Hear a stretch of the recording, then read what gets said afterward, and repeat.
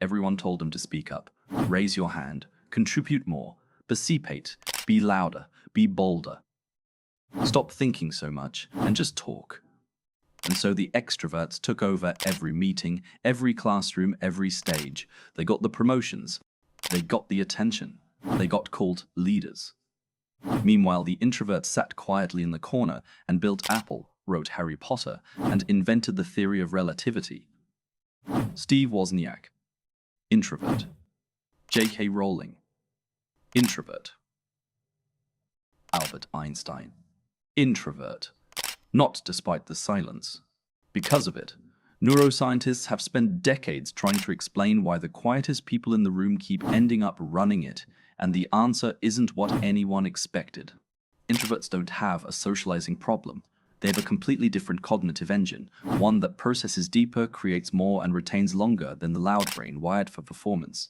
And by the end of this video, you're going to understand exactly why the world's most powerful thinkers learn to protect their silence like it was oxygen. Chapter 1. The Deep Processing Advantage. Here's what nobody explains about introverts. Their brains don't process information the same way, literally, neurologically. Different architecture, different wiring, different outcome. Psychologist Elaine Aron at Stony Brook University spent years studying what she called sensory processing sensitivity. Her conclusion was blunt.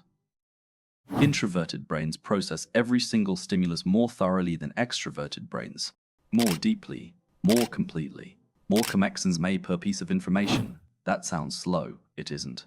It means that when an introvert sits with a problem, their brain is running more complex calculations per second than the extrovert who immediately started talking about it. The extrovert performs thinking out loud. The introvert completes thinking before speaking. One is a show. The other is a result. Most boardrooms reward the show. Most outcomes are decided by the result. Neuroscientist Marty Olson-Laney mapped this directly. Introverts use the long pathway of the nervous system for processing. It runs through areas associated with long-term memory, planning, and problem-solving. Extroverts use the short pathway, the one wired for immediate sensory reward and fast social response. Extroverts are built for speed. Introverts are built for depth. In a world that measures intelligence by how fast you answer, introverts look slow. In a world that measures intelligence by how right you are, introverts win. Every time. The meetings that feel like a waste of time to everyone else are the ones where introverts are running silent parallel simulations. They're already 3 moves ahead before anyone stops talking. They just don't announce it. But here's the problem though. Deep processing only works if you protect the conditions that make it possible, and most introverts are being slowly destroyed by a world designed entirely for the other team. Chapter 2. The overstimulation trap. Extroverts gain energy from stimulation. Noise, crowds, conversation, chaos.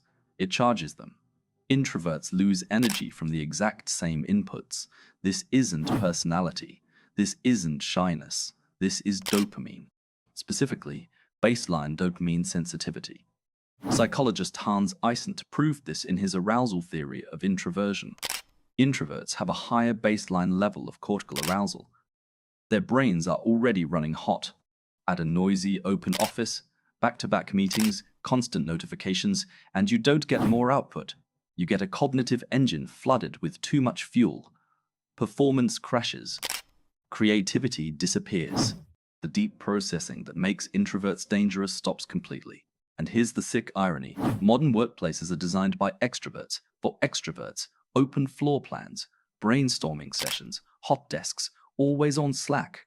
Every single one of these is optimized for fast social processing and absolutely lethal to deep analytical thinking. Introverts forced to operate in these environments don't just underperform, they perform below average. Their greatest asset is neutralized by design. Wozniak didn't build the Apple I in a collaboration session. He built it alone, at night, in a quiet cubicle at Hewlett-Packard. He said it explicitly. Most inventors and engineers I've met are like me. They're shy and they live in their heads. They work best when they're alone. The world stole that insight, rebranded collaboration as innovation, and has been getting worse products ever since. Your version of this is non-negotiable. You need protected silence daily. Not occasionally. Not when you can find it. Scheduled. defended, immovable. This is not antisocial behavior. This is maintenance on the most powerful cognitive tool you have. 2 hours of genuine solitude will produce more than 8 hours in a stimulating environment. That's not preference, that's neuroscience. Hit subscribe before you forget this, because Chapter 3 is where it gets genuinely unfair. Chapter 3, the listening weapon. While the extrovert is talking, the introvert is collecting intelligence. This sounds passive. It is the opposite of passive. Research from the University of Michigan found that strong listening ability is one of the most reliable predictors of leadership effectiveness, problem-solving quality, and negotiation success, not talking ability, listening ability. And introverts are structurally, neurologically better at it, because their brains are wired to process incoming information deeply rather than preparing a response. Most people listen to reply. Introverts listen to understand. The difference in outcome is enormous. Negotiators who listen more reach better agreements. Leaders who listen more retain better teams. Executives who listen more make fewer catastrophic decisions. Every domain where listening matters, introverts have a structural advantage, and they've been told their whole lives that their greatest strength is a weakness. Dale Carnegie, who built an entire empire on communication skills, said the most important thing in conversation is making the other person feel heard. Extroverts perform hearing.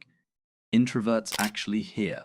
People who feel genuinely heard become loyal, open, and honest in ways that fast-talking performers never access. The introvert in the room, who barely speaks but asks one precise question at the right moment, controls more of the conversation than the person who talked for 40 minutes. They just do it quietly. That's not a bug. That's a weapon. But here's the problem, though. Deep processing, protected solitude, and elite listening still don't explain the biggest introvert advantage, the one that separates good from dangerous. Chapter 4. The obsession loop. Introverts don't have hobbies. They have obsessions. When an introvert finds a subject that matches their internal wiring, what happens next is almost unfair. The same deep processing that makes them thorough in conversation makes them thorough in learning. They don't skim. They excavate. They don't sample. They consume everything. They read every book, follow every thread, build internal models of extraordinary complexity. And they do this alone, without external validation, without an audience, without needing anyone to see the work. That makes them dangerous in any domain that rewards genuine expertise over performance. Most people learn enough to sound competent. Introverts learn enough to actually be competent. The difference shows up slowly and then all at once. Psychologist Anders Ericsson spent his career studying how experts are made. His research found that the most critical variable in developing world-class expertise wasn't talent, wasn't opportunity, wasn't even hours logged. It was the quality of solitary, deliberate practice, the kind that requires silence, deep focus, and honest self-assessment. The exact conditions introverts naturally create. Extroverts are better at performing expertise. Introverts are better at building it. J.K. Rowling didn't develop the Harry Potter universe in a writer's room. She built it in her head over years of quiet, solitary obsession before she wrote a single word. By the time the world saw it, it was already complete. Most people start projects publicly and abandon them when the applause stops. Introverts finish projects privately and release them when they're actually done. Here's what all 4 chapters actually mean. Introverts process information at a depth that fast-response brains can't match. They're neurologically protected from the overstimulation that destroys creativity. They gather more intelligence from every interaction than anyone in the room realizes. And they build expertise through obsessive private practice that produces results everyone else calls natural talent. The world told them to be louder. The data says the world was wrong. Protect your silence, schedule your solitude, stop apologizing for needing to think before you speak. The most powerful version of your brain works in quiet. Let it. But here's the problem, though. Knowing your cognitive strengths means nothing if you're still forgetting everything you learn the moment real pressure hits. Deep processing only works if the information actually stays. That's why I made this video breaking down the exact memory system that makes everything you learn permanent. Watch it next.